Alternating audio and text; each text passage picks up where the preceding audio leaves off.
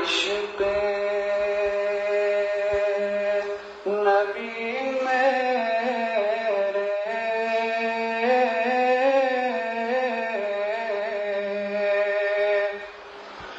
دل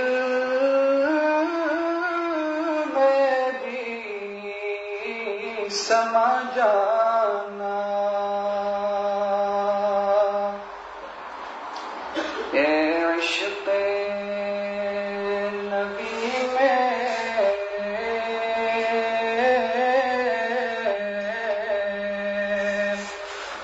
دل میں بھی سما جانا، مجھ کو بھی محمد صلی اللہ علیہ وسلم کا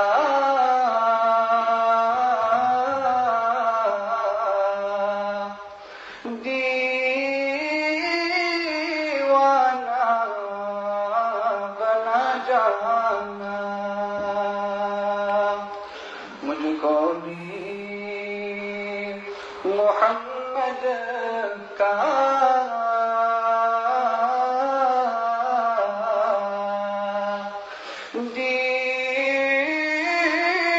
دیوانہ بنا جانا،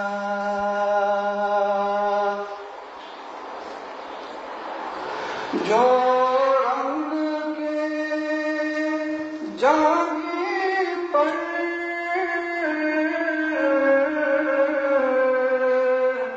رومی پہ چڑھایا تھا، رومی پہ چڑھایا تھا،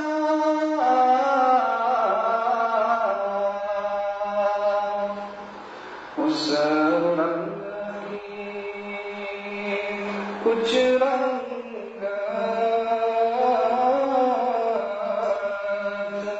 مجھ پر بھی چڑھا جانا،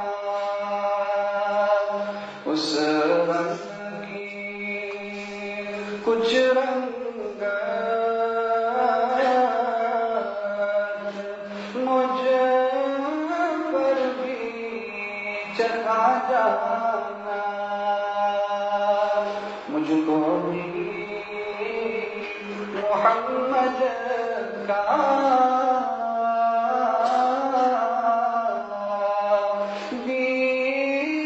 دیوانہ بنا جانا، جس خواب میں ہو جائے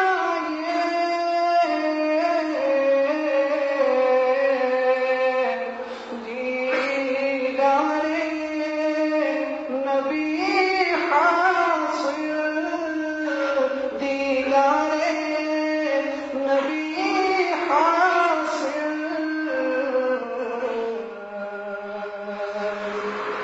اے عشق کبھی مجھ کو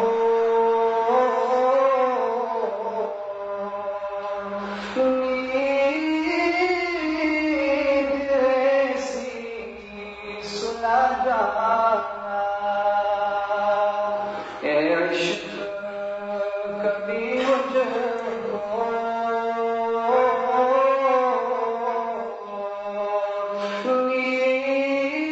نیند ایسی سلا جانا، مجھ کو بھی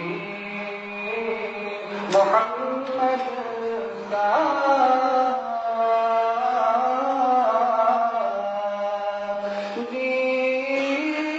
دیوانہ بنا جانا،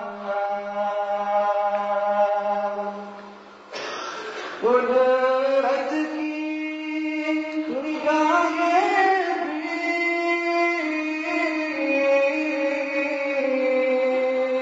جس چہرے کو تکتی تھی، جس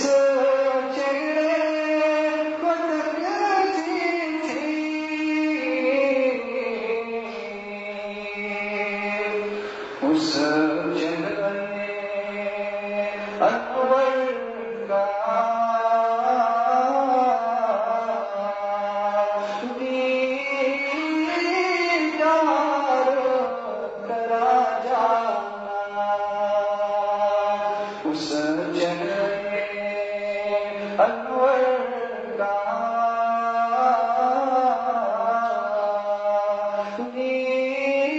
دیدار کرا جانا مجھ کو بھی محمد کا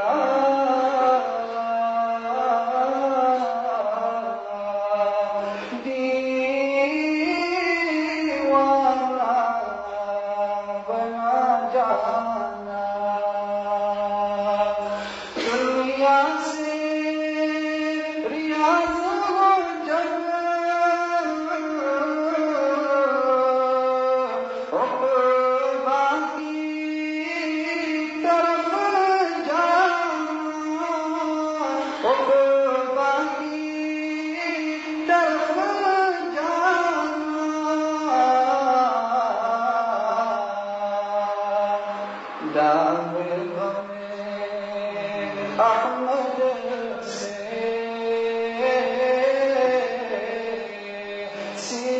سینے کو سجا جانا داغ میں احمد سے سینے کو سجا جانا مجھ کو بھی محمد کا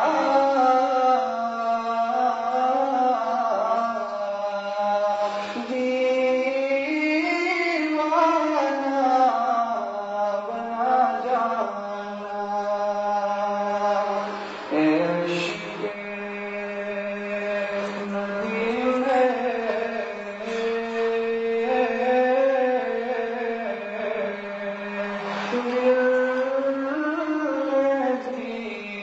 سما جانا مجھ کو بھی محمد کا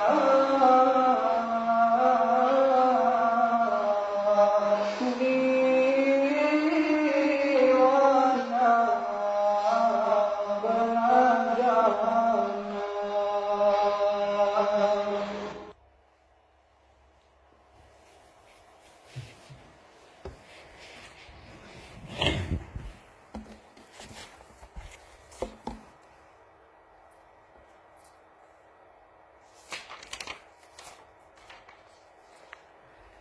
الحمد لله وكفى وسلام على عباده الذين اصطفى أما بعد عن أبي هريرة رضي الله تعالى عنه أن النبي صلى الله عليه وسلم قال إياكم والحسد فإن الحسد يأكل الحسنات كما تأكل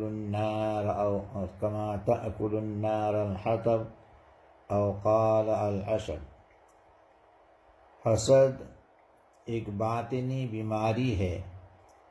جس طرح اللہ تعالیٰ نے ہمارے ظاہری اعمال میں بعض چیزیں فرض و واجب قرار دی ہے اور بعض چیزیں گناہ قرار دی ہے، اسی طریقے سے ہمارے باطنی اعمال میں بہت سے اعمال فرض ہیں اور بہت سے اعمال گناہ اور حرام ہے. ان سے بچنا بہت ضروری ہے. جتنا ظاہر کے کبیرہ گناہ سے، بڑے گناہ سے بچنا ضروری ہے، اس سلسلے میں باطن کے خطرناک بیماری کا ذکر کرنا مقصود ہے. وہ بیماری ہے حسد. یہ بھی حضرت مولانا مفتی تقی عثمانی صاحب کا آواز ہے. یہ حسد بہت خطرناک بیماری ہے باطنی، اور یہ حدیث جو ابھی تلاوت کی گئی، اس حدیث میں حضور اقدس صلی اللہ علیہ وسلم نے اسی بیماری کا ذکر فرمایا ہے، جس کا ترجمہ یہ ہے کہ حضرت ابو ہریرہ رضی اللہ عنہ روایت کرتے ہیں کہ نبی کریم صلی اللہ علیہ وسلم نے ارشاد فرمایا کہ حسد سے بچو. اس لیے کہ حسد انسان کی نیکیوں کو اس طرح کھا جاتا ہے جیسے آگ لکڑی کو یا سوکھی گھاس کو کھا جاتی ہے۔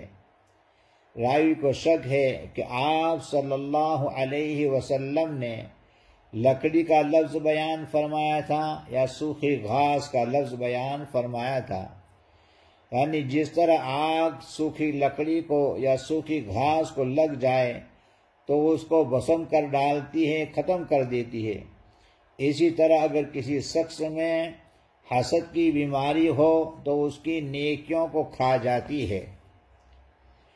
حسد کی آگ سلگتی رہتی ہے، جلتی ہی رہتی ہے۔ ایک آگ تو وہ ہوتی ہے جو بہت بڑی ہوتی ہے، جو منٹوں میں سب کچھ جلا کر ختم کر دیتی ہے، اور ایک آگ وہ ہوتی ہے جو ہلکے ہلکے دھیرے دھیرے سلگتی رہتی ہے کہ اگر وہ آگ کسی کو لگائی جائے تو آگ ایک دم سے اس کو جلا کر ختم نہیں کرے گی، بلکہ وہ آہستہ آہستہ سلگتی رہتی ہے اور تھوڑا تھوڑا کر کے اس کو کھاتی رہے گی، حتیٰ کہ وہ ساری لکڑی ختم ہو کر راکھ بن جائے گی۔ حسد کی بیماری بھی ایسی ہے۔ لیکن ایک اور بات آگے، اسی طرح حسد ایک ایسی بیماری اور ایک ایسی آگ ہے جو رفتہ رفتہ سلگتی جلی جاتی ہے، دھیرے دھیرے جلاتی جاتی رہے اور انسان کی نیکیوں کو فنا کر ڈالتی ہے، اور انسان کو پتہ بھی نہیں چلتا کہ میری نیکیاں ختم ہو رہی ہے۔ اس لیے حضور اکرم صلی اللہ علیہ وسلم نے حسد سے بچنے کی تاکید فرمائی، اور کتنی بہترین مثال سے حضور نے سمجھایا کہ بھئی ایسے آگ لکڑی کو کھا جاتی ہے، یہ نیکیوں کو ختم کر دیتی ہے۔ معلوم ہوا کہ آگ لکڑی کو بالکل ہی ختم کر دیتی ہے، گویا ہماری نیکیاں رہے گی ہی نہیں۔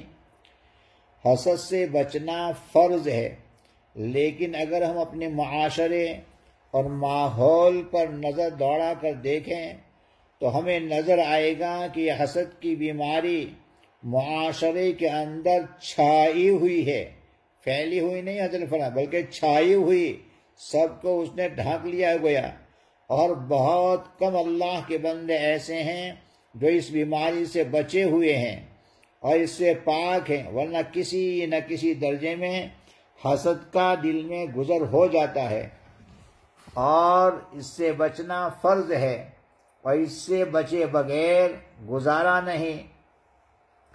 لیکن ہمارا اس طرف دھیان اور خیال بھی نہیں جاتا کہ ہم اس بیماری کے اندر مبتلا ہیں، اس لیے اس سے بچنے کے لیے بہت اہتمام کی ضرورت ہے۔ پہلے سمجھ لیں کہ حسد کی حقیقت کیا ہے، حسد کس کو کہتے ہیں، اور اس کی قسمیں کون کون سی ہے، اور اس کے اسباب کیا ہیں، اس کی ریزن کیا ہے، اور پھر اس کا علاج کیا ہے۔ حسد کی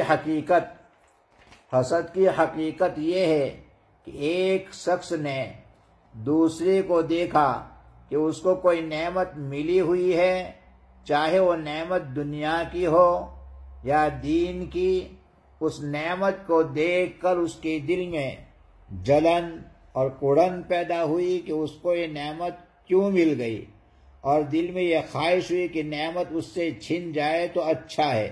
یہ ہے حسد کی حقیقت۔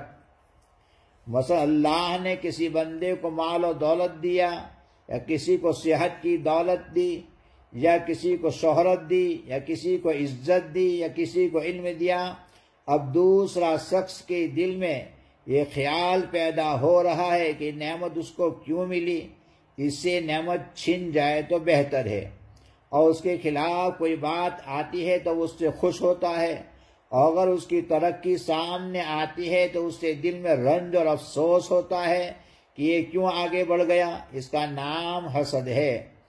اب اگر حسد کی اس حقیقت کو سامنے رکھ کر غور کرو گے تو یہ نظر آئے گا کہ حسد کرنے والا در حقیقت اللہ تعالی کی تقدیر پر اعتراض کر رہا ہے کہ اللہ نے یہ نعمت اس کو کیوں دی، مجھے کیوں نہیں دی، یہ تو اللہ تعالیٰ کے فیصلے پر اعتراض کر رہا ہے، قادر مطلق پر اعتراض کر رہا ہے۔ وہ خدا کو کہتا ہے خدا تو آپ نے اس نعمت کو اس کو کیوں دیا؟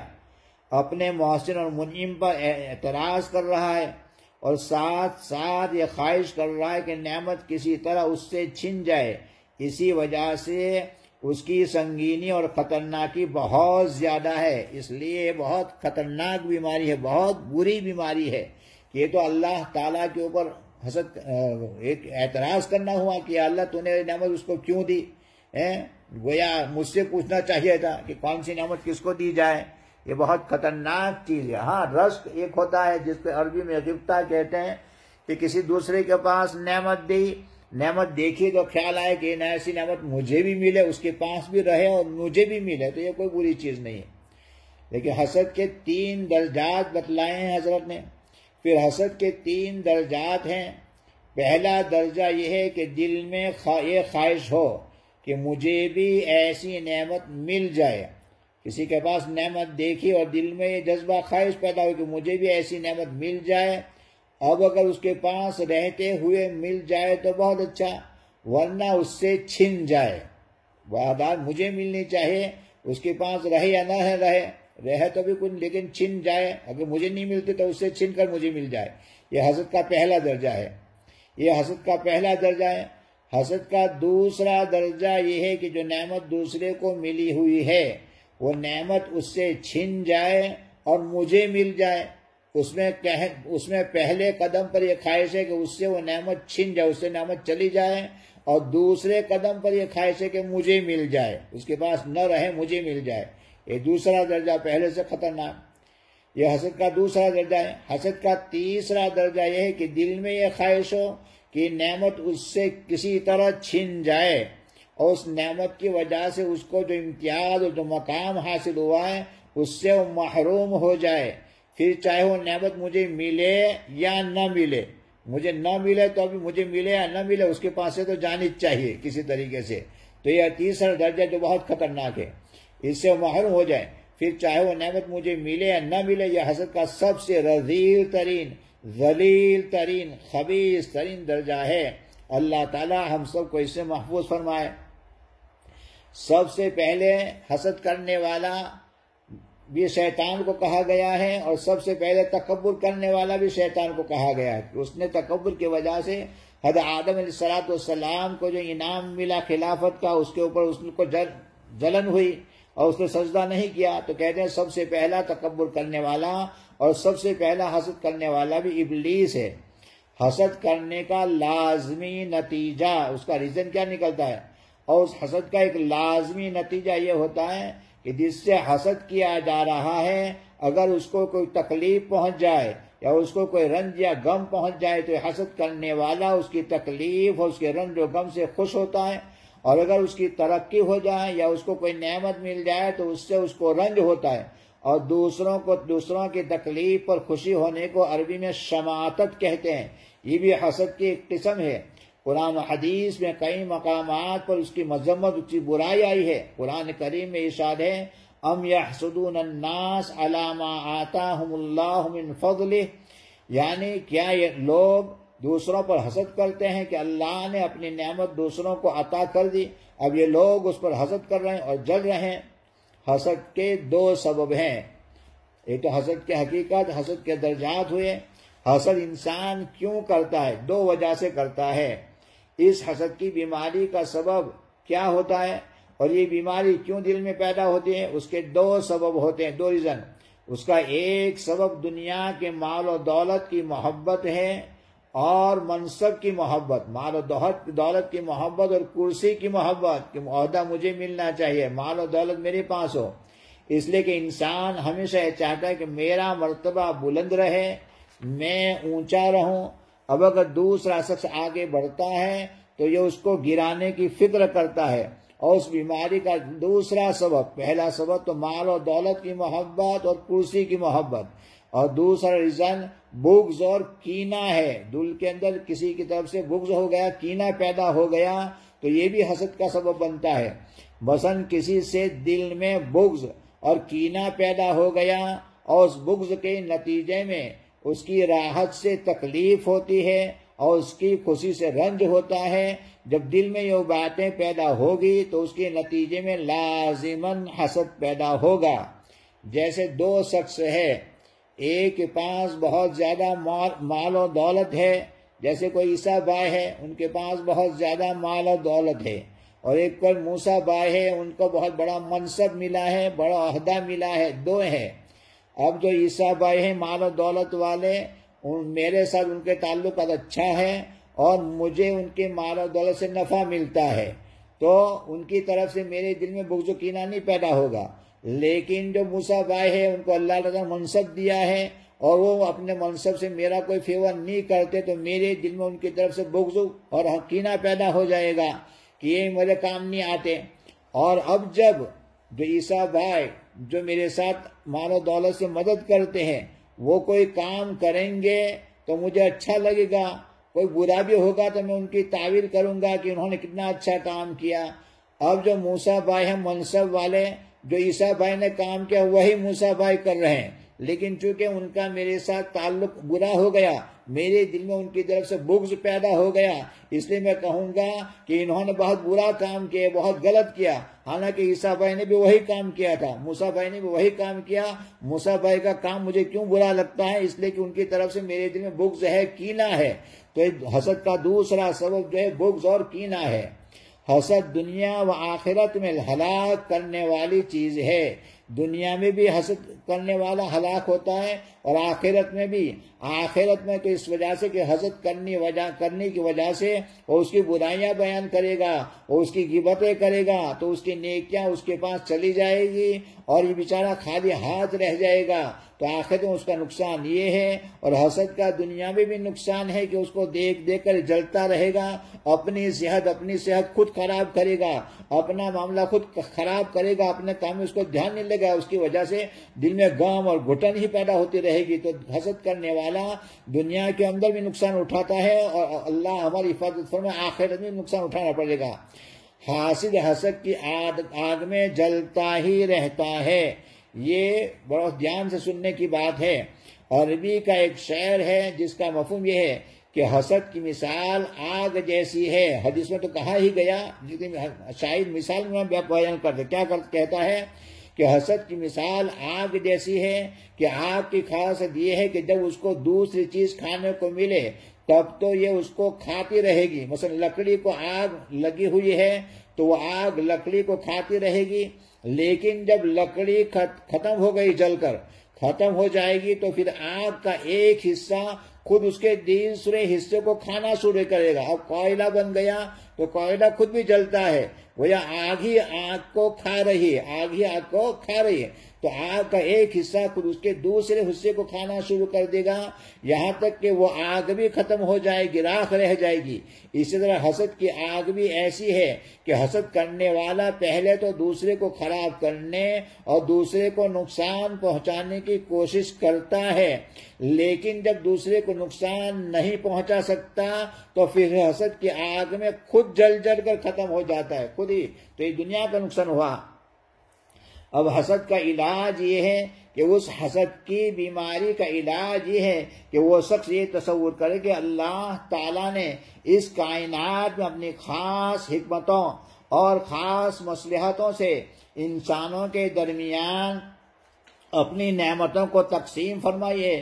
کسی کو کوئی نعمت دے دی، کسی کو کوئی نعمت دے دی، کسی کو صحت کی نعمت دے دی تو کسی کو مال و دولت کی نعمت دے دی، کسی کو عزت کی نعمت دے دی تو کسی کو حسن و جمال کی نعمت دے دی، کسی کو چین و سکون کی نعمت دے دی۔ اور اس دنیا میں کوئی انسان ایسا نہیں ہے جس کو کوئی نہ کوئی نعمت میسر نہ ہو اور کسی نہ کسی تکلیف میں مبتلا نہ ہو۔ رنج و غم یہ دنیا ایسی ہی ہے، اس میں دونوں چیزیں چلتی رہتی ہے۔ دنیا میں ہزاروں غم کے ساتھ خوشیاں بھی ہوتی ہے اور خوشی کے ساتھ غم بھی ہوتی ہے، جہاں بچتی ہے شہنائی وہاں ماتم بھی ہوتے ہیں۔ یہ دنیا کا حال ہے، کسی کو کوئی نعمت، کسی کو کوئی نعمت، کوئی کسی تکلیف میں، ایسا چلتا ہی رہتا ہے دنیا میں۔ حقیقی راحت کس کو حاصل ہے؟ بہرحال اللہ تعالیٰ نے اپنی حکمت اور مصلحت سے سارا عالم پیدا فرمایا، پھر اس میں کسی کو کوئی نعمت دے دی، کسی کو دوسری نعمت دے دی، کسی کو مال و دولت کی نعمت دے دی ہے لیکن صحت نہیں ہے، کسی کو صحت دی ہے تو مال و دولت نہیں ہے۔ یہ دنیا میں چلتا ہی رہتا ہے۔ بھائی ایک مال و دولت والا ہے، اس کے گھر کے اندر سب کچھ پکتا ہے لیکن بیماری ہے، انسان کھا نہیں سکتا ہے، اور ایک بیچارہ مزدور قسم کا انسان ہے، اس کو اللہ تعالیٰ نے خوب صحت دی ہے، 8 گھنٹے کام کرنے کے بعد جب اپنے جھونپڑے میں جاتا ہے تو دال روٹی چٹنی روٹی جب بہت پیٹ بھر کر مزے سے کھاتا ہے، اور اتنے اس کو مزہ آتا ہے کہ ہمیں وہ مزہ بریانی میں بھی نہیں آتا، اتنا مزہ بیچارہ وہ مزدور روٹی چٹنی میں لیتا ہے، کیونکہ وہ بیچارہ کام کر گئے تھکا ہوا ہے تو بہت محبت سے کھاتا ہے۔ مجھے غالب ہمارے اکابر میں سے، ہمارے بزرگوں میں سے کسی کا واقعہ مولانا عبدالغنی پھولپوری یا کسی کا ہے کہ نام مجھے یاد نہیں ہے، کہ وہ چٹنی روٹی کھاتے تھے اور بہت مزے لے کر کھاتے تھے۔ تو سامنے کوئی مرید تھے، ان کے پہچان والے بیٹھے ہوئے، تو انہوں نے کہا حضرت آپ تو چٹنی روٹی ایسے کھاتے ہیں کہ جیسے بریانی کھا رہے ہیں یا کوئی بہت لذیذ غذا کھا رہے ہیں۔ تو حضرت نے فرمایا، بڑا عمدہ جواب دیا کہ تیری نظر اس دال روٹی چٹنی روٹی پر ہے لیکن میری نظر اس دینے والا پر ہے کہ میرے اللہ نے مجھے دیا ہے، یہ سمجھ کر میں کھا رہا ہوں۔ تو کبھی جیسے معمولی ہدیہ ہوتا ہے لیکن سامنے والا محبت سے دیتا ہے اور تعلق والا دیتا ہے تو چھوٹے سے ہدیے سے دل بہت خوش ہوتا ہے، اور کبھی بڑا ہدیہ ہوتا ہے لیکن اس کے اندر حقارت ہوتی ہے تو بڑے ہدیے سے انسان کو اتنی خوشی نہیں ہوتی۔ تو انہوں نے فرمایا کہ تیری نظر دال روٹی پہ ہے اور میری نظر دینے والے پر، اللہ تعالیٰ پر ہے، وہ مجھے کھلا رہا ہے، اگر وہ نہ چاہتا تو دال روٹی بھی میں نہیں کھا سکتا تھا۔ یہ ہے بات، اللہ تعالیٰ نے ہر ایک کو کوئی نہ کوئی نعمت دے رکھی ہے تو کسی کے ساتھ حسد نہیں کرنا چاہیے۔ ہمیں بھی نعمتیں ملی ہے، اگرچہ غریب ہے لیکن صحت کی نعمت ملی ہے تو ہمیں مال والے پر حسد نہیں کرنا چاہیے۔ اگر ہمیں منصب نہیں ملا تو کوئی دوسری نعمت ملی ہوئی ہے، جیسے ایک دعا حضرت نے یہاں بتلائی ہے، رزق ایک نعمت اور کھلانا دوسری نعمت ہے۔ رزق کا ملنا ایک نعمت اور پھر کھانا دوسری نعمت ہے۔ جیسے میں پہلے کہا تھا کہ آنکھ ایک نعمت اور آنکھ میں دیکھنے کی قوت دوسری نعمت ہے۔ ہر نعمت کے ساتھ دو چیزیں ہوتی ہے۔ حضرت نے اپنے والد حضرت مفتی شفیع صاحب کی بات نقل کی ہے کہ اللہ تعالیٰ ان کے درجات بلند کرے، ایک مرتبہ فرمانے لگے کھانا کھانے کے بعد یہ جو دعا پڑھی جاتی ہے، عام دعا تو ہم پڑھتے ہیں لیکن بہت ساری دعا، ایک ہی عمل کے لیے بہت ساری دعا ہوتی ہے، تو کھانا کھانے کے بعد یہ دعا بھی آئی ہے، الحمدللہ الذی اطعمنی ھذا ورزقنیہ من غیر حول منی ولا قوہ، یعنی اللہ تعالیٰ کا شکر ہے جس نے مجھے کھانا کھلایا اور مجھے یہ رزق بغیر میری کوشش اور طاقت کے عطا فرمایا۔ جو دیکھیں اس کا فائدہ کیا، کھانا کھانے کے بعد اگر کوئی یہ دعا پڑھے، جو شخص کھانا کھانے کے بعد یہ دعا پڑھے تو اللہ تعالیٰ اس کے تمام پچھلے چھوٹے گناہوں کو معاف فرما دیتے ہیں۔ تو اس کے اندر دو چیزیں ہیں، اطعمنی اور رزقنی ہے، دو لفظ اس میں فرمائے گئے ہیں۔ ایک دعا اس طریقے سے آتی ہے، الحمدللہ الذی رزقنیہ من غیر حول منی ولا قوہ، اس میں اطعمنی پہلے نہیں ہوتا۔ وہ دعا اس وقت ہمیں پڑھنی چاہیے جب کھانا سامنے آئے، جب کھانا سامنے آئے تو ہمیں کہنا چاہیے الحمدللہ الذی رزقنیہ من غیر حول منی ولا قوہ، کہ تمام اللہ کا شکر ہے کہ اس نے مجھے رزق دیا جب میرے سامنے آیا، میری طاقت اور قوت کے بغیر، میری محنت کے بغیر مجھے دیا۔ اور کھانا کھانے کے بعد جو ہے اس میں اطعمنی ہے، تو دو لفظ یہاں ہے۔ پھر حضرت مفتی صاحب فرمایا کرتے تھے کہ اس روایت میں حضور اقدس صلی اللہ علیہ وسلم دو لفظ علیحدہ ذکر فرمائے، ایک رزقنی ہے اور دوسرے اطعمنی، یعنی اللہ تعالیٰ نے مجھے رزق دیا اور یہ کھانا کھلایا۔ اب سوال پیدا ہوتا ہے کہ جب دونوں لفظوں کا مطلب ایک ہے، یعنی رزق دیا اور کھانا کھلایا، تو پھر دونوں کو علیحدہ کیوں ذکر فرمایا؟ ایک ہی لفظ کا بیان کر دینا کافی تھا۔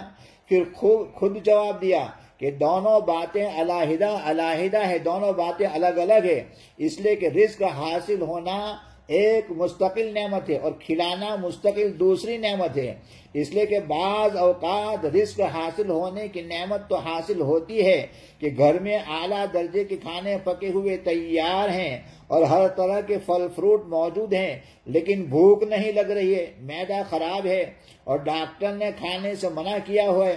اب اس صورت میں رزقنا حاصل ہے، رزق تو ہے لیکن اطعمنا کی نعمت نہیں ہے، کھانے کی نعمت نہیں، اللہ تعالیٰ نے رزق دے رکھا ہے لیکن کھانے کی صلاحیت اور ہضم کی قوت نہیں دی۔ بہرحال اس میں اللہ تعالیٰ کی حکمتیں اور مصلحتیں ہیں کہ کسی کو کوئی نعمت عطا فرما دی اور کسی کو کوئی نعمت عطا فرما دی، اللہ تعالیٰ کی حکمت کے فیصلے۔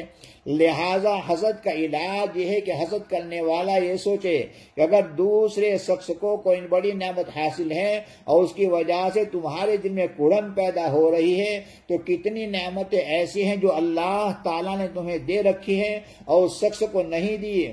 ہو سکتا ہے کہ اللہ تعالیٰ نے تمہیں اس سے بہتر صحت عطا فرمائی ہو سکتا ہے کہ اللہ تعالیٰ نے حسن و جمال اس سے زیادہ عطا فرمایا ہو، یا کوئی اور نعمت اللہ تعالیٰ نے تمہیں عطا فرمائی ہو تو اس کو وہ نعمت میسر نہ ہو۔ لہذا ان نعمتوں کی تقسیم میں اللہ تعالیٰ کی حکمت اور مصلحت ہوتی ہے کہ انسان کو پتہ بھی نہیں چلتا۔ ان باتوں کو سوچنے سے حسد کی بیماری میں کمی آتی جائے گی کہ وہ اللہ تعالیٰ کے نے اپنے خزانے سے ہر ایک کو کوئی نہ کوئی نعمت دی ہے، اس کے پاس یہ نعمت ہے تو دوسرے کے پاس دوسری نعمت ہے، یہ ہمیں سوچنا چاہیے، اس سے حسد کی بیماری میں کمی آتی چلی جائے گی۔ اردو کی ایک مثل حسن نے یہاں بیان فرمائی، یہ جو اردو کے اندر مثل مشہور ہے کہ اللہ تعالیٰ گنجے کو ناخن نہ دے، یعنی جس کے سر میں بال نہ ہے، نہیں ہے، یہ ایک محاورہ ہے، بولتے رہتے ہیں ہم کہ اس کو ناخن نہ ملے۔ یہ بڑی حکیمانہ مسئلہ ہے، جس کا مطلب یہ ہے کہ اگر تمہیں مال و دولت کی نعمت حاصل نہیں ہے، اگر تم کو مل جاتی تو نہ جانے تم اس کی وجہ سے کیا فساد برپا کرتے اور کس عذاب میں مبتلا ہو جاتے اور اس کی کیسی ناقدری کرتے اور تمہارا کیا حشر بنتا۔ اب اگر اللہ تعالیٰ نے نعمت تمہیں نہیں دی ہے تو کسی مصلحت کی وجہ سے نہیں دی، اسی وجہ سے قرآن کریم میں اللہ تعالیٰ نے فرمایا وَلَا تَتَمَنَّوْا مَا فَضَّلَ اللَّهُ بِهِ بَعْضَكُمْ عَلَى بَعْضٍ، یعنی اللہ تعالیٰ نے تم میں سے بعض کو بعض پر جن چیزوں میں فضیلت دے دی ہے تم ان چیزوں کی تمنا مت کرو۔ کیوں؟ اس لیے کہ تمہیں کیا معلوم کہ اگر تم کو وہ نعمت حاصل ہو گئی ہوتی تو تم کیا فساد برپا کرو گے۔ واقعات آپ نے سنے ہوں گے کہ ایک آدمی تمنا کرتا رہا کہ فلاں نعمت مجھے مل جائے، مگر جب وہ نعمت مل گئی تو بجائے مفید ہونے کے فائدہ دینے کے اس کے لیے نقصان دہ ثابت ہو گئی۔ اس لیے سب سے پہلے یہ سوچنا چاہیے کہ یہ جو دوسرے شخص کو نعمت مل جانے پر دل جل رہا ہے، یہ حقیقت میں اللہ تعالیٰ کی تقدیر پر اعتراض ہے اور اس کی مصلحت سے بے خبری کا نتیجہ ہے، اور ہو سکتا ہے کہ تمہیں اس سے بھی بڑی کوئی نعمت میسر ہو، اس کی طرف ہمارا دھیان، ہمیں جو نعمت میسر اس کی طرف ہمارا دھیان نہیں ہوتا، اور دوسرے کو جہاں سے تھوڑی چیز مل گئی اس کی طرف ہم دیکھتے رہتے ہیں۔ بھائی اپنے اوپر غور کرو، اپنے عیوب کو بھی دیکھو اور اپنے اوپر جو نعمتیں ان کو بھی دیکھو، اپنی نعمتوں کی طرف نظر کرو۔ اور یہ ساری خرابی اس سے پیدا ہوتی ہے کہ انسان اپنی طرف دیکھنے کے بجائے دوسروں کی طرف دیکھتا ہے، خود اپنے کو جو نعمت حاصل ہے ان کا تو دھیان اور خیال ہی نہیں، اور ان پر اللہ تعالیٰ کا شکر ادا کرنے کی توفیق نہیں، مگر دوسروں کو نعمتوں کی طرف دیکھ رہا ہے۔ اسی طرح اپنے عیوب کی طرف تو نظر نہیں مگر دوسروں کے عیوب تلاش کر رہا ہے۔ اگر انسان اپنے اوپر اللہ تعالیٰ کی ہر وقت نازل ہونے والی نعمتوں کو سوچتا رہے تو پھر دوسرے پر کبھی حسد نہ کرے۔ تم کیسی بھی حالت میں ہو پھر بھی اللہ تعالیٰ نے تمہیں نعمتوں کی ایسی بارش میں رکھا ہے اور صبح سے شام تک تمہارے اوپر نعمتوں کی بارش برسا رہا ہے کہ اگر تم اس کا تصور کرتے رہو تو دوسروں کی نعمت پر کبھی جلن پیدا نہ ہو۔ ہمیشہ اپنے سے کمتر دیکھو۔ دنیا کے معاملے میں ہمیشہ ہمیں اپنے سے نیچے والے کو دیکھنا چاہیے، اور دین کے معاملے میں، آخرت کے معاملے میں ہمیں اپنے سے اوپر والے ہیں، جو زیادہ عبادت کرتا ہے، جو زیادہ جس آخرت کی فکر رکھتا ہے اس کو دیکھنا چاہیے، اور دنیا کے معاملے میں اپنے سے نیچے والے کو دیکھنا چاہیے۔ حضرت عبداللہ بن مبارک رحمۃ اللہ علیہ اور راحت، حضرت عبداللہ بن مبارک رحمۃ اللہ علیہ خود فرماتے ہیں کہ میرے اوپر ایک وقت ایسا تھا کہ میں غم میں رہتا تھا، تکلیف میں رہتا تھا، راحت مجھے کوئی نظر نہیں آتی تھی، کیونکہ میں مالداروں کے محلے میں رہتا تھا، جس کو دیکھتا تھا کہ وہ مجھ سے اچھی حالت میں ہے۔ اس کے بعد جب میں غریبوں کی بستی میں چلا گیا تو مجھے یہ دیکھنے لگا کہ سب سے زیادہ نعمت کے اندر میں ہی ہوں، اس لیے لیکن اس کے بعد فرماتے کہ میں نے اپنی رہائش ایسے لوگوں کے محلے میں اختیار کر لی جو دنیاوی اعتبار سے فقراء اور کم حیثیت کے لوگ تھے اور ان کے ساتھ اٹھنا بیٹھنا شروع کیا تو اس کے نتیجے میں آرام میں آ گیا، اس لیے کہ یہاں معاملہ بالکل الٹا تھا، جس کو دیکھتے تھے ان سے نیچے کے درجے کا تھا، اس لیے لگتا تھا کہ سب سے زیادہ خوشحال میں ہی ہوں۔ بھائی خواہشات ختم ہونے والی نہیں ہے، ہمیں کتنی بھی دنیا مل جائے ہمارا پیٹ بھرنے والا نہیں ہے، یہ ہماری نفس کی خواہشات ہے۔ یاد رکھو کوئی انسان اگر دنیا کے اسباب جمع کرنے میں آگے بڑھتا چلا جائے تو اس کو کوئی انتہا نہیں ہے۔ کار دنیا کسے تمام نہ کر، دنیا کا معاملہ کبھی پورا نہیں ہوتا۔ اس دنیا کے اندر جو سب سے زیادہ مالدار انسان ہو اس سے جا کر پوچھ لو کہ کیا تمہیں سب چیز حاصل ہو گئی ہے، اب تو تمہیں کچھ نہیں چاہیے، وہ جواب میں یہی کہے گا کہ ابھی تو مجھے اور چاہیے۔ یہاں جیسے جہنم قیامت کے دن کہے گی حل من مزید، تو یہ دنیا میں حل من مزید ہی چاہتا ہے انسان بھی، وہ بھی اس فکر میں نظر آئے گا کہ اس مال میں اور اضافہ ہو جائے۔ یعنی اس دنیا میں کسی عربی شاعر نے کہا ہے، یعنی اس دنیا سے آج تک کسی کا پیٹ نہیں بھرا، جب کوئی خواہش تم پوری کرو گے تو اس کے بعد فوراً دوسری خواہش پیدا ہو جائے گی، اور ہر خواہش ایک نئی خواہش کو جنم دے گی، اور ہر حاجت ایک نئی حاجت کو جنم دیتی ہے۔ یہ اللہ کی تقسیم ہے۔ کہاں تک حسد کرو گے، کہاں تک حسد کرو گے، یہ حسد کا علاج ہے۔ کہاں تک تم دوسروں کی نعمتوں پر غم زدہ ہوں گے۔ اس لیے یہ بات تو پیش آئے گی کہ کوئی شخص کسی نعمت میں تم سے آگے بڑھا ہوا ہو نظر آئے گا، اور کوئی شخص کسی دوسری چیز میں تم سے آگے بڑھا ہوا نظر آئے گا۔ لہذا سب سے زیادہ اس بات کا تصور کرنے کی ضرورت ہے کہ اللہ تعالیٰ کی تقسیم ہے۔ یہ ہمیں اپنے دل میں بات بٹھا لینی ہے کہ یہ تو اللہ تعالیٰ کی تقسیم ہے، اور اللہ تعالیٰ نے ان چیزوں کو اپنی حکمت اور مصلحت سے تقسیم فرمایا ہے، اور اس مصلحت اور حکمت کو تم کبھی سمجھ نہیں سکتے ہو، اس لیے کہ تم بہت محدود دائرے میں سوچو، ایک لمیٹڈ دائرے میں راؤنڈ میں ہم سوچتے ہیں، ہماری عقل بھی لمیٹڈ بات کو سوچتی ہے۔ اس کے مقابلے میں اللہ تعالیٰ کے حکمت بالغہ پوری کائنات کو گھیرے ہوئے ہیں، وہ یہ فیصلے فرماتے ہیں کہ کس کو کیا چیز دینی ہے اور کس کو کیا چیز نہیں دینی۔ بس اس پر غور کرو گے تو اس کے ذریعہ حسد کا مادہ ختم ہوگا، اور حسد کی بیماری میں کبھی واقع نہیں ہوں گے، حسد کی بیماری میں کمی واقع ہوگی، حسد گویا نکلتا چلے جائے گا۔ جیسے چڑیا ہے، اللہ تعالیٰ نے پرندوں کو پر دی ہے، وہ اڑتے ہیں، اور بلی کو پر نہیں دیے۔ ہم جو کہ بلی چاہتی ہے کہ اگر میرے بھی پر ہوتے تو میں اڑ کر کیا کہ پرندوں کو پکڑ لیتی، تو کہ اسی وجہ سے شیخ سعدی نے کہا ہے اگر بلی کے پر ہوتے، بازو ہوتے، تو دنیا سے چڑیوں کا نام و نشان مٹ جاتا۔ اس لیے اللہ نے جس کو جو چیز دی ہے وہ اس کی حکمت سے دی ہے۔ حسد کا دوسرا علاج یہ بھائی سوچتے رہو، دل میں بٹھاؤ کہ یہ اللہ تعالیٰ کی تقسیم ہے، جس کو جو دیا ہے وہ بالکل صحیح ہے، اسی پر ہمیں راضی رہنے کی ہم کوشش کرنا چاہیے۔ حسد کا دوسرا علاج، حسد کی بیماری کا ایک دوسرا اثر کرنے والا علاج وہ یہ ہے کہ حسد کرنے والا یہ سوچے کہ میری خواہش تو یہ ہے کہ جس شخص سے میں حسد کر رہا ہوں اس سے وہ نعمت چھن جائے، لیکن معاملہ ہمیشہ اس خواہش سے الٹا ہی ہوتا ہے۔ جتنا حسد کرتا ہوں وہ سامنے والے کی نعمت بڑھتی ہے، چنانچہ جس سے حسد کیا ہے اس شخص کا تو فائدہ ہی فائدہ ہے، دنیا میں بھی اور آخرت میں بھی۔ حسد کرنے والے کا نقصان ہی نقصان ہے۔ دنیا میں اس کا فائدہ ہے کہ جب تم نے دنیا میں اس کو اپنا دشمن بنا لیا تو اصول یہ ہے کہ دشمن کی خواہش یہ ہوتی ہے کہ میرا دشمن ہمیشہ رنج و غم میں مبتلا رہے، لہذا جب تم حسد کرو گے، رنج و غم میں مبتلا رہو گے، اس بات سے خوش ہوتا رہے گا کہ میرا دشمن جل رہا ہے، اچھا ہے، وہ سامنے والا تو خوش ہوگا، اور ہم غیبتیں وغیرہ کریں گے تو اور آخرت کا بھی نقصان ہوگا، جیسے میں نے پہلے کہا۔ اس لیے حسد کرنا چھوڑنا کوشش کرنی چاہیے کہ بھائی وہ تو دنیا میں بھی راحت میں ہے اور آخرت میں میری نیکیاں اس کے پاس چلی جائے گی تو آخرت بھی کامیاب ہوگا۔ بھائی میں ایسا کام کیوں کروں کہ میں دنیا میں بھی نقصان اٹھاؤں آخرت میں۔ ایک بزرگ کا واقعہ لکھا ہے کہ ایک مرتبہ ایک صاحب نے آپ سے کہا کہ حضرت فلاں آدمی آپ کو برا بھلا کہہ رہے ہیں، آپ سن کر خاموش ہو گئے، کچھ جواب نہیں دیا۔ جب مجلس ختم ہوتے گھر تشریف لے گئے اور جس نے آپ کی برائی بیان کی تھی اس کے لیے ایک بہت بڑا تحفہ بنا کے اس کے گھر بھیج دیا۔ وہ دوپہر میں بھی شاید ہم نے ایسا واقعہ پڑھا تھا کہ کہا کہ وہ تو میری آخرت کا فائدہ کرے، میں کم از کم اس کی دنیا کا تو فائدہ کروں۔ امام ابو حنیفہ رحمۃ اللہ علیہ کا غیبت سے بچنا، امام ابو حنیفہ رحمۃ اللہ علیہ جو ہے کبھی غیبت نہ کرتے تھے نہ کبھی کسی کی غیبت سنتے تھے، ان کی مجلس میں غیبت کا نام ہی نہیں آتا تھا۔ دیکھیو یہ وہ امام ہے جن کو ہم فالو کرتے ہیں، تو بھائی فقہ میں ہم ان کا فالو کرتے ہیں، تو یہ باطنی چیز کے بارے میں بھی ہمیں ان کا فالو کرنا چاہیے۔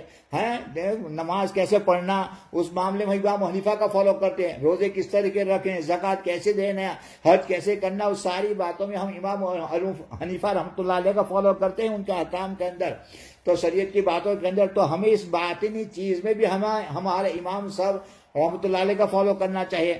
امام ابو حنیفہ کا ایک اور واقعہ، حضرت سفیان ثوری رحمۃ اللہ علیہ اور حضرت امام ابو حنیفہ رحمۃ اللہ علیہ کے ہم عصر ہے، امام سفیان ثوری اور امام ابو حنیفہ تک رحمۃ اللہ علیہ کا زمانہ ایک ہے۔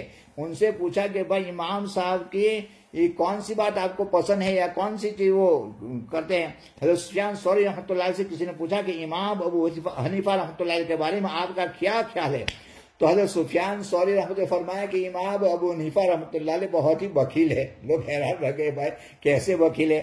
کہا کہ وہ اپنی نیکیاں دینے میں بہت بخیل ہے، اپنی نیکیاں کسی کو نہیں دیتے۔ کہا یہ کیسے؟ کہا کہ ان کی مجلس میں نہ کبھی غیبت ہوتی ہے نہ کسی غیبت سنتے ہیں، اس لیے کہتے کہ بھائی میں اپنی نیکیاں کو دوسرے کو دوں، میں غیبت کروں گا تو میری نیکیاں دوسرے کے پاس چلی جائے گی، تو بھائی نیکیاں دینے میں اپنی نیکیاں کسی کو نہیں دیتے، وہ نیکیاں کسی کو دینے میں بخیل ہے، تو ہم بھی اپنی نیکیاں کسی اور کو دینے میں بخیل بن جائیں، یہاں بھوک بہت اچھی چیز رہے گی، آخر میں فائدہ دے گی۔ اور امام صاحب یہ بھی فرمایا کرتے تھے کہ میں کسی کی غیبت نہ کرتا، اگر بھی غیبت کروں گا تو اپنی ماں کی کروں گا، اس لیے کہ میری نیکیاں میری ماں کے کھاتے میں چلی جائے، میری نعمت باہر کیوں جائے، یہ بھی امام صاحب فرمایا کرتے تھے۔ تو خیر حسد کا یہ دوسرا علاج ہے کہ بھائی ہماری نیکیاں، کیونکہ حدیث میں آتا ہے کہ بھائی مفلس کون ہے؟ حضور نے پوچھا، صحابہ نے کہا حضور زیادہ جانتے ہیں۔ حضور نے یہ فرمایا تھا کہ انسان قیامت کے دن بہت ساری نیکیاں لے کر آئیں گا، لیکن پیچھے حقوق والے بہت ہوں گے، وہ ساری نیکیاں لے جائیں گے، پھر بھی حقوق والے ہوں گے تو ان کے گناہ ان کے اوپر ڈال دیے جائیں گے، تو یہ خالی ہاتھ رہ جائے گا، یہ مفلس ہے۔ تو ہمیں ایسے مفلس ہم کیوں بنے؟ ہمیں کوشش کرنی چاہیے کہ ایک تو مان بڑی مشکل سے ہم سے نیکیاں ہوتی ہے اور بھی چلی جائے، ہمیں اپنی نیکیوں کو حفاظت سے رکھنی چاہیے۔ جیسا کہ میں نے عرض کیا کہ حسد کی بنیاد ہے حب دنیا اور حب جاہ، یعنی دنیا کی محبت اور جاہ کی محبت۔ اس لیے اس حسد کا تیسرا علاج ہے کہ آدمی اپنے دل سے دنیا اور جاہ کی محبت نکالنے کی فکر کرے۔ اس لیے تمام بیماریوں کی جڑ دنیا کی محبت ہے، اور اس دنیا کی محبت کو دل سے نکالنے کا طریقہ یہ ہے کہ آدمی یہ سوچے کہ دنیا کتنے دن کی ہے، یہ دنیا کتنے دن کی ہے، کسی وقت بھی آنکھ بند ہو جائے گی۔ آج دنیا سے بچے بھی جا رہے ہیں، جوان بھی جا رہے ہیں، بوڑھے بھی جا رہے ہیں، کوئی گارنٹی نہیں ہے، انسان کے لیے نجات کا کوئی راستہ نہیں ہوگا۔ دنیا کی لذتیں، دنیا کی نعمتیں، اس کی دولتیں، اس کی شہرت، اس کی عزت اور اس کی ناپائیداری پر انسان غور کرے اور یہ سوچے کہ کسی بھی وقت آنکھ بند ہو جائے گی تو سارا قصہ ختم ہو جائے گا، اس کے بعد پھر انسان کے لیے نجات کا کوئی راستہ نہیں ہوگا۔ بہرحال یہ تین چیزیں جن کو سوچنے اور استظہار کرنے سے اس بیماری میں کمی آئے گی کہ بھائی اللہ تعالیٰ نے ہر ایک کو نعمتیں دے رکھی، کسی کو کوئی نعمت، کسی کو کوئی نعمت دے رکھی، میں کیوں حسد کروں؟ اور دوسرے کے حسد کرنے کی وجہ سے میری نیکیاں اس کے پاس چلی جائے گی تو میرا تو نقصان رہے گا، دنیا کا بھی نقصان اور آخرت کا بھی نقصان۔ اس کو سوچے اور یہ سوچے، کوشش کرے کہ بھائی دنیا کی محبت دل سے نکالنے کی کوشش کرے۔ اللہ تعالیٰ ہمیں ان باتوں پر عمل کی توفیق عطا فرمائے۔ اللهم لك الحمد كما أنت أهله، فصل وسلم على سيدنا محمد كما أنت أهله، وافعل بنا كما أنت أهله، فإنك أهل التقوى وأهل المغفرة، لا إله إلا أنت سبحانك إني كنت من الظالمين۔ صلى الله على النبي الكريم، رب اغفر وارحم وأنت خير الراحمين۔ ربنا ظلمنا أنفسنا وإن لم تغفر لنا وترحمنا لنكونن من الخاسرين۔ ربنا آتنا في الدنيا حسنة وفي الآخرة حسنة وقنا عذاب النار۔ اللهم إنا نسألك الجنة ونعوذ بك من النار۔ اللهم إنك عفو تحب العفو فاعف عنا اللهم إنك عفو كريم تحب العفو فاعف عنا اللهم إنك عفو كريم تحب العفو فاعف عنا اللهم إنك عفو كريم تحب العفو فاعف عنا اللهم إنا نعوذ بك من الفتن ما ظهر منها وما بطن ونعوذ بك من فتنة المسيح الدجال. یا اللہ تو ہمارے گناہوں کو معاف فرما. یا اللہ یہ جو 2-4 دن باقی رہ گئے یا اللہ اس کی قدر کرنے کی توفیق عطا فرما. یا اللہ آج کی رات بھی تاک راتوں کے اندر سے ہے. یا اللہ ہمیں معاف فرما دے. یا اللہ ہمیں معاف فرما دے. یا اللہ تیری طرف رجوع ہونے والے ہمیں بنا دے. ہمارے گناہوں کو معاف فرما دے. یا اللہ پوری زندگی گناہوں میں گزری. یا اللہ اب تو عافیت کے ساتھ تمام گناہوں کی عادتیں چھڑوا دے. یا اللہ عافیت کے ساتھ تمام گناہوں کی عادتیں چھڑوا دیجیے. یا اللہ ہمیں اپنا بنا لیجیے. یا اللہ ہمیں اپنا بنا لیجیے. یا اللہ ہمیں اپنا بنا لیجیے. اللہم اجعل لنا عندک ولیجة واجعل لنا عندک زلفى وحسن مآب. اللہم انا نسألک من خیر ما سألک منہ نبیک سیدنا محمد صلی اللہ علیہ وسلم ونعوذ بک من شر ما استعاذک منہ نبیک سیدنا محمد صلی اللہ علیہ وسلم وانت المستعان وعلیک البلاغ ولا حول